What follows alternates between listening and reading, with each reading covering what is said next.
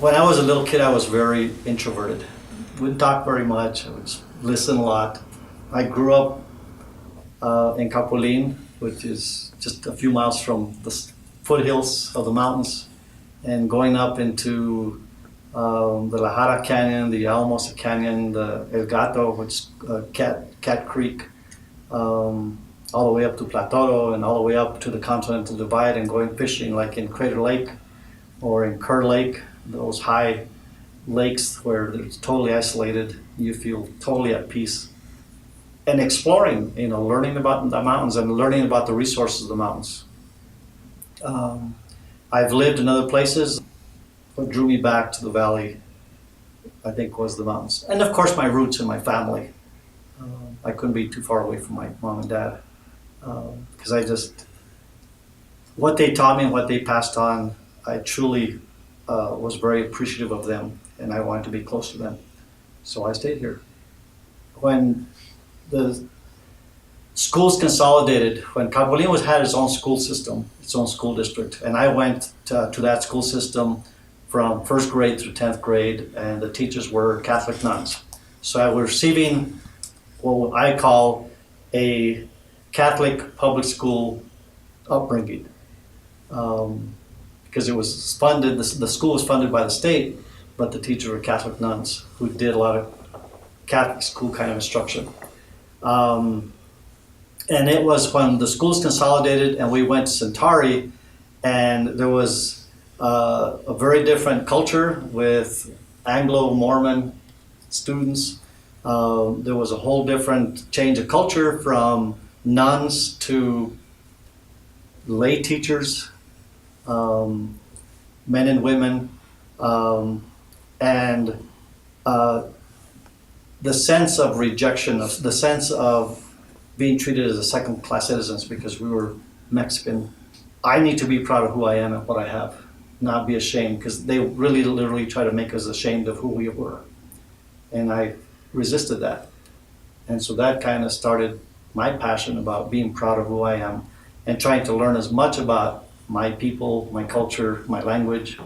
And then when I came to Adams State, I majored in languages, got a BA in Spanish and French, and a BA in education to be a teacher. Got my master's in secondary education, and they got my EDL from University of Denver, all with the intent of that, got to teach it. One of my minors, along with the majors of Spanish and French, was Chicano Studies. But I had enough hours to make it a major, but the college didn't recognize Chicano Studies as a major at that time, and still don't. 40 years later, still don't. So when I was going to graduate in April of the year that I was going to graduate, I was contacted by the school system here in Alamosa and asked, you're going to be graduating, you can have a teacher's license, we're going to be starting a Chicano Studies program, are you interested in coming to teach for us? And I was highly recommended by the Chicano Studies teacher at that time, Gloria Falcon. I was hired in April, graduated in May, started teaching in August, and taught Chicano Studies for 18 years before I went into administration. Do you see any differences throughout the valley of how people identify themselves? Like some people will say, well, I'm Chicano, and some people, I'm Hispanic or I'm Spanish. What are the origins of that kind of? Okay, good question.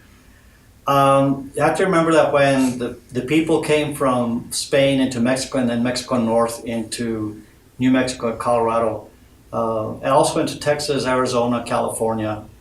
Spaniards arrived in Mexico in 1492, time of Columbus.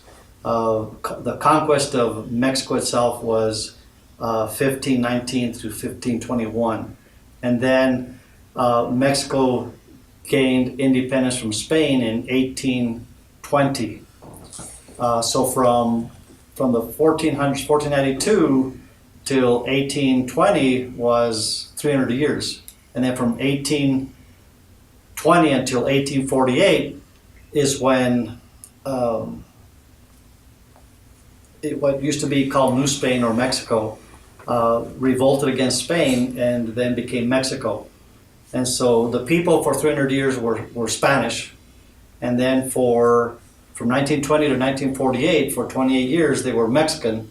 And then 1848, all this was taken over by the U.S., and people then became U.S. citizens. So there was this long history mentality of we're Spanish, and then for just one generation we're Mexican. And so which of those is going to be the stronger thought influence? Is Spanish. So you still hear people here in the Valley saying that they're Spanish because of that long tradition. The U.S. government says that originally when the U.S. took over that we were Mexican Americans, and because of that one generation of Mexican.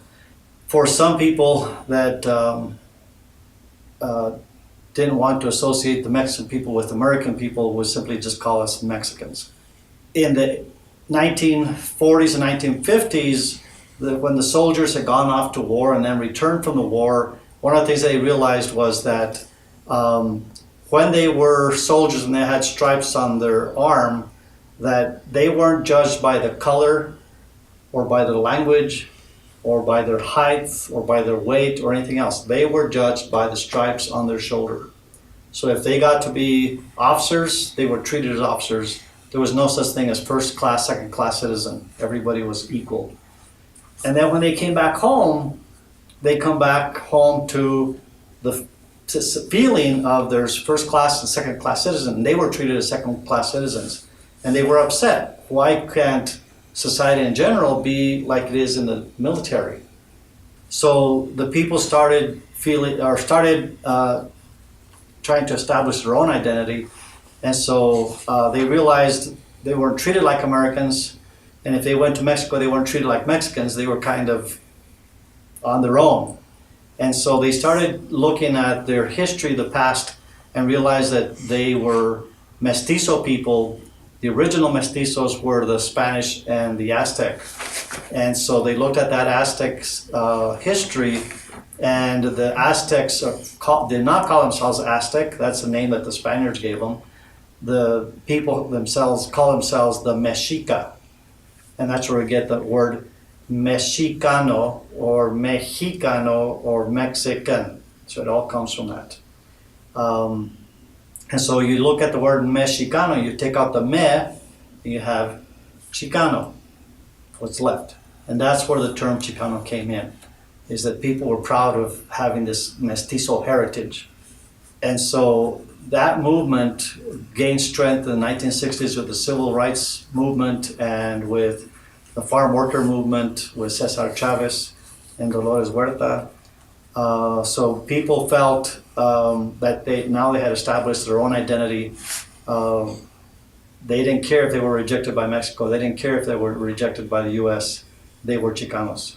And so that movement has lasted. And myself, if people ask me, what are you?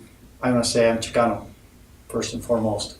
And then in the 1980s, the U.S. wanting to lump all people that have Spanish last names together, came up with the term Hispanic as an identity for when you do the U.S. Census every 10 years. And so that included Puerto Ricans, included Cubans, included Central Americans, South Americans, Mexicans, and U.S. Hispanics or Chicanos. And so we were all lumped into one pot, Hispanic. And then in the year 2000, the U.S. government went a step further and changed the term to Latino. I guess they feel that that's even more general than Hispanic. In my opinion, it's an insult because the term Latino originally came from Maximilian, who was sent by Napoleon to Mexico to rule Mexico when France took over Mexico in 1860. And the reason France took over Mexico is because during the Mexican-American War, the French supplied the Mexican people or the Mexican nation with weapons and soldiers to fight against the U.S.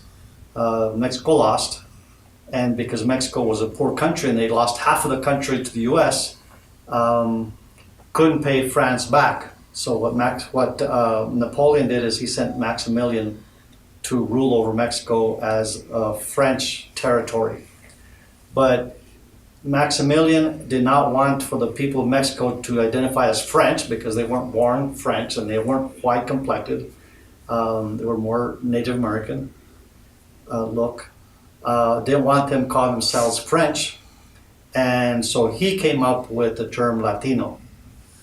And so to me, that's a very false label to put on the people because that's what came from Napoleon, because he didn't want the people to identify as being from Mexico or from Spain. He didn't want them to be French. So he kind of created this label, and to me it's almost a label of rejection because Napoleon rejected them as being equal to Europeans. Here in the Valley, the Chicano movement kind of followed what Cesar Chavez was doing in California. Started out here in the Valley with the lettuce boycott and the Coors boycott. Those are the two main movements in the around 1964, 65, and into the early 70s. And the reason the whole thing started, the Chicano movement started, was because the people realized that they were basically being treated like animals. They were working out in the fields. They were not provided with water. They were not provided with restrooms. They worked at minimum, and I'm talking about minimum wage. They worked long hours. There was no such thing as an 8-hour day. They would work from sun up, sundown. And sometimes they were even made to work on weekends. And for the Hispanic people who were very much, at that time, very Catholic, working on Sundays was a sin, but yet they were made to work. And if they didn't, they'd get fired, somebody else would get hired. And so they were basically forced to work if they wanted to keep their jobs. Because the people realized that it's through education that things change. And the whole boycott idea was, if you let people know how people are having to work out in the fields and how pesticides are being sprayed on them and they're getting cancer and dying, and the farmers aren't responsible, they're not held responsible for that act, by saying nobody buy lettuce, that forced those lettuce growers to change things. Don't buy grapes, force the grape growers to change things. Don't buy Coors, forced Coors to change things. And then with the Coors, the same thing, is the laborers were getting very, very little money, yet the owners of the company were becoming multimillionaires off of the back of the labor of the workers. And then from there, it went to a great boycott. I remember going to the old Safeway, that's now where the Sonic drive-in is at, and spending time in front of Safeway with the picket sign saying boycott grapes or boycott lettuce.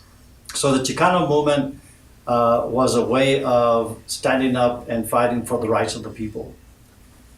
There's still a lot of issues that need to be addressed, but, and this is just an opinion, is that the young people of today have so many other things on their plate that there's no one cause that will bind them, bring them together. And so the Chicano movement has kind of lost steam because there's no one issue to address. The language. Can you tell us why it would be important to keep that language alive and how people here in the Valley are passing that to the next generation, and if they're passing that to the next generation? Okay. Well, the reason it's important, like I said earlier, is it's so unique that it's not found anywhere else in the world because of all the different influences that came together to form what we call our Spanish. If you go to the smaller communities in Colorado, like San Luis or Capulin or Antonito, you still find families that, yeah, the children are still learning the language, even though they're influenced by the English language on TV and the social media process. There's more and more interest in, if not keeping the language, at least documenting it. And so documentation in the form of books, I've seen several books where it's documented, unfortunately not in great detail, they're small books. And now with the media, digital media, I hope that people can be recorded in conversation so that that's preserved in not just in a book form where people don't know how to pronounce words or don't understand inflection of language or how people use their voice to convey a thought or a concept, but that if it could be recorded so that that's kept for posterity and people could actually listen and hear those rise and fall of stress of the words and language and the inflection of certain expressions, I think that's where we can take advantage of technology to preserve the language in that sense, rather than just a book that is like a dictionary and they're not put together as sentences and they're not, like I said, there's no emotion or inflection that you can read people's voices for that emotion. You talked about like the different changes in passing on that you see just in certain families. What about the traditions in the church? I mean, are we still, within the Catholic Church in specific, do you still see some of those traditions or have they changed throughout time? In most weddings that I've seen lately, it's just the traditional wedding of that we get from Anglo-American influence. When a young couple fall in love and decide to get married, the tradition was that the young man would ask his parents, please go with me to the fiance's house, and the parents would ask for the other parent's daughter's hand in marriage. And so it wasn't just, will you marry me? It had to be through the parents. And then if the parents of the bride said yes, then it was a celebration. And if they didn't want the daughter marrying this guy, next morning they would take pumpkins and leave them at the doorstep of the guy's house, which means no, you're rejected. But if they said yes, then all that would take place with the wedding. At the wedding itself, the first thing that would happen is as the bride came up to the altar, the groom would have a little box, and in the box was some form of treasure, typically gold and silver coins.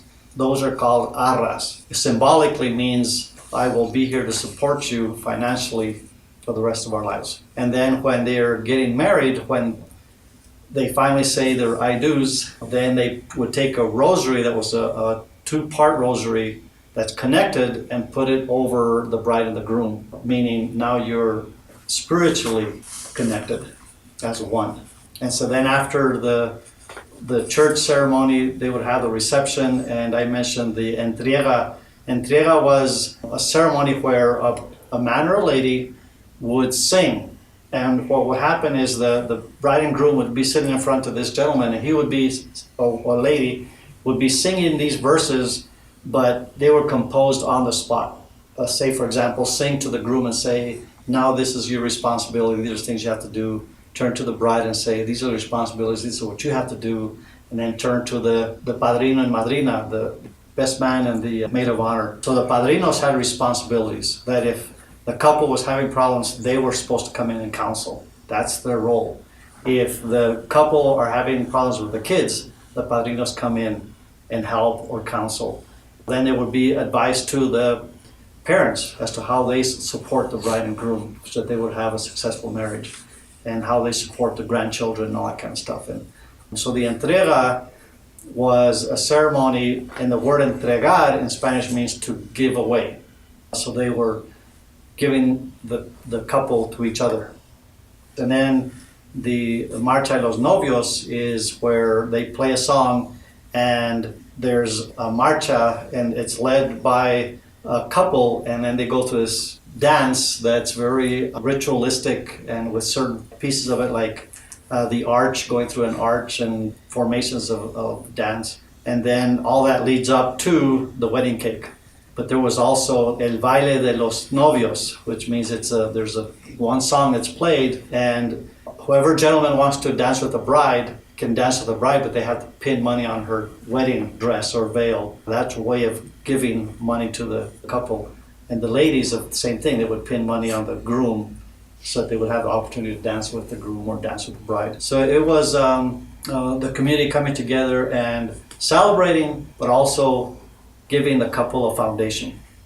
I have friends who have moved away and they spent their careers in other cities, and then once they retire, come back. And what brings them back is family and the feeling of home, that the valley is home. When I say family, I don't mean just my mom and dad, my brothers, or my cousins. It's the whole community. Communities form families, especially when they're small communities like the community I'm from in Capulin. When I grew up, if I did something wrong, it was the neighbor or the person down the street that corrected me, smacked me on the head. So, what are you doing? And they would tell my parents I had done something wrong. So the whole community looked out. If whether it was doing something wrong or doing something right, the whole community came together, recognized what you were doing.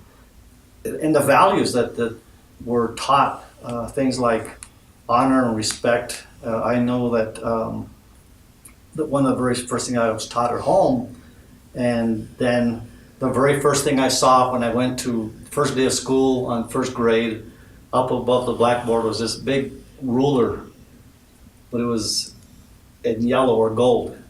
And on the ruler it says, "Do unto others as you would have them do unto you," the golden rule. And that was the impression I got, is that you always treat others as you want to be treated. And the other thing that was taught by my parents and through the church was that we are here to serve, not to be served. And so I think that's what drives me is in all the things that I do, is I'm trying to serve people. I'm very engaged in the church. I do a lot of things at the church just because it's my way of serving. I still go home to Capulin, and we still have my parents' property, and so keeping the property going and doing all those traditional kinds of things.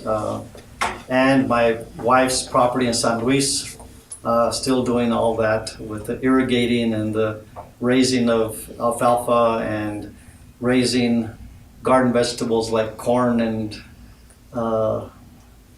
potatoes, all those kinds of things.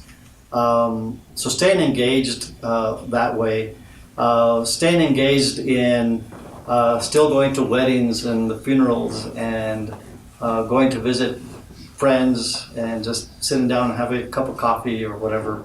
But doing those kinds of things and encouraging people to continue doing the traditional things. In my class of Lifeways, we brought in santeros and teaching or showing what the work that goes into making santos.